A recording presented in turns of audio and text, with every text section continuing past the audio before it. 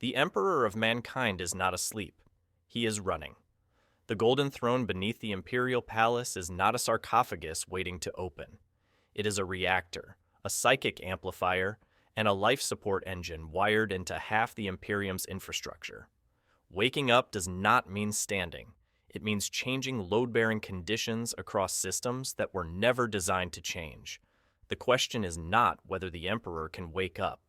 It is what breaks first when he does. This is the part nobody advertises. The official arrangement is clean. The Golden Throne sustains the Emperor's physical form while focusing his consciousness to power the Astronomicon, the psychic lighthouse that allows navigators to steer ships through the warp. Without it, no fleet moves reliably. No crusade reaches its target. Terra becomes unreachable. The arrangement holds because multiple institutions maintain it. The Adeptus Mechanicus monitors the machinery. Reactor housings the size of cathedrals, coolant lines sweating condensation onto stone floors, cables as thick as a man's torso humming with power that makes tech priests augmetics twitch. The Adeptus Custodes secure the throne room itself, standing in shifts measured in days, never centuries. The Ecclesiarchy sanctifies the outcome with prayer and incense. The High Lords of Terra coordinate around it like a fixed star. Within this model, the Emperor waking up is irrelevant. The system already achieves its purpose. Fleets arrive, tithes move, orders propagate. Worlds burn or comply on schedule. It is brutal, inefficient, and absurdly expensive, but it works. That's the deal. Now stack the actual requirements. First, bodies. The Golden Throne consumes psychers to stabilize the Emperor's psychic output. Black ships arrive at Terra in regular intervals, their holds lined with iron restraints and suppression collars, cargo screaming or silent depending on how long they have been in transit. Thousands are delivered annually.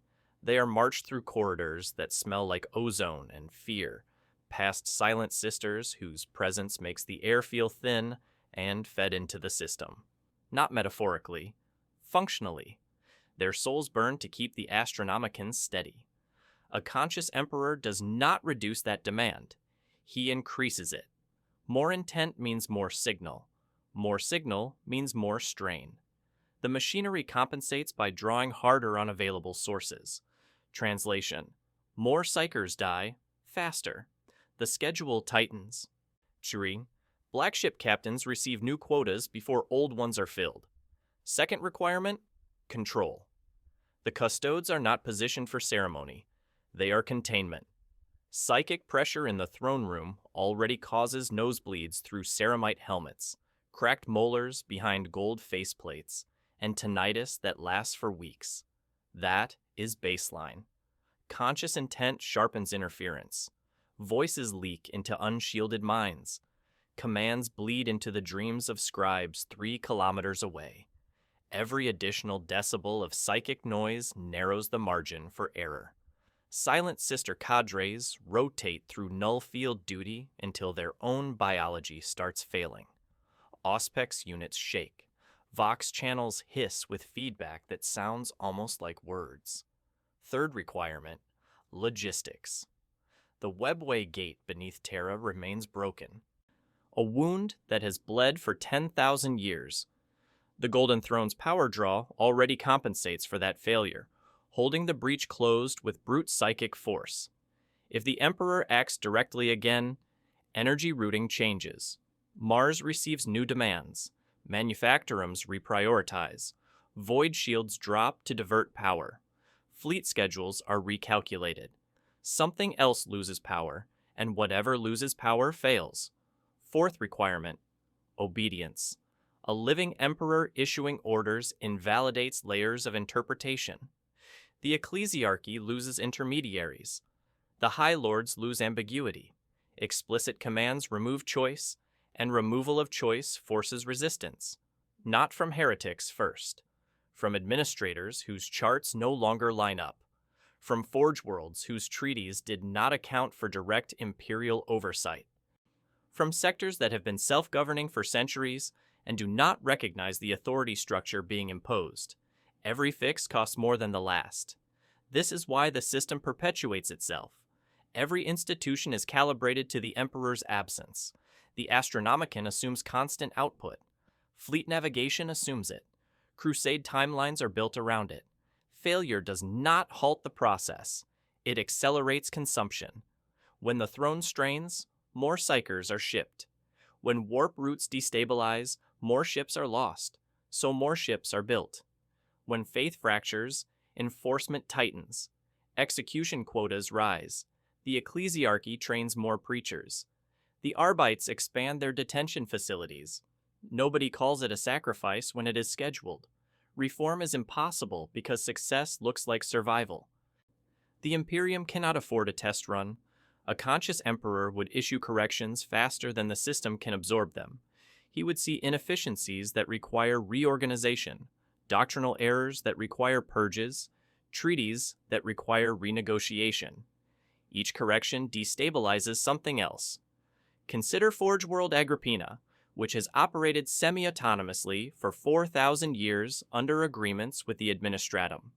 A direct imperial order bypassing those agreements invalidates local governance. Local governance resists. Resistance requires suppression. Suppression pulls forces from other theaters. Those theaters fail. Failure requires more resources. The spiral does not reverse. The machine keeps running because stopping to adjust would kill it. Think of it like this. The Imperium is a supply chain optimized for a specific failure mode. It is designed to function with the Emperor as a fixed variable, not a dynamic actor. Reintroducing him as an active participant is like replacing the foundation of a building while people are still inside. The building does not collapse immediately, but every adjustment propagates stress through the structure. Walls crack, floors sag, load-bearing beams shift. And because the building was never designed to be adjusted, there is no manual for doing it safely. The end state is not the Emperor walking among his armies, inspiring crusades, correcting heresies, and uniting the Imperium under clear vision. The end state is a brighter beacon and a heavier price. The Astronomicon burns hotter, its psychic glare visible deeper into the galactic fringe. Black ships double their runs. Entire navigator houses recalibrate their routes to account for increased signal strength, which destabilizes old paths and forces renegotiation of passage rights. Terra grows quieter, as whole wings of the Imperial Palace are sealed off to manage psychic feedback. Marble cracks. Gold filigree blackens. Servitors malfunction in proximity to the throne chamber, their wetware overloading. The custodes stop being symbols and become executioners of compliance, not against external threats, against internal deviation. When the Emperor issues an order and a planetary governor hesitates, the custodes do not negotiate. The ecclesiarchy rewrites prayers to match new directives, and the old prayers become heresy overnight. Mars locks additional schematics behind seals to prevent destabilizing innovation that might contradict imperial will. Forge worlds that maintained independence through obscurity are brought into compliance or burned. Nothing collapses immediately. That is the point. Everything tightens. The Imperium does not fall apart. It contracts into a tighter, hotter, more rigid version of itself. Efficiency increases in some areas and plummets in others. Centralization removes redundancy. Removed redundancy means that when something fails, it fails harder. There was never a clean version of this. Here is what people misunderstand. They imagine the Emperor waking up as a return to the Great Crusade. Unity, clarity, purpose. But the Great Crusade ended in civil war.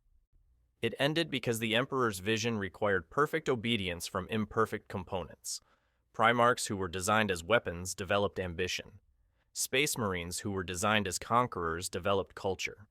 Entire fleets developed loyalty to commanders instead of ideals. The Emperor's solution was force, and force fractured the Imperium. The modern Imperium is what survived that fracture.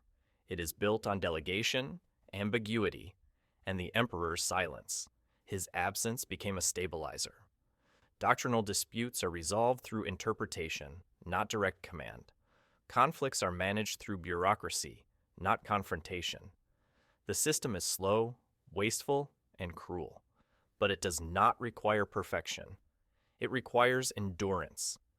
Reintroducing the Emperor's will does not restore balance. It shifts stress to places already at their limit.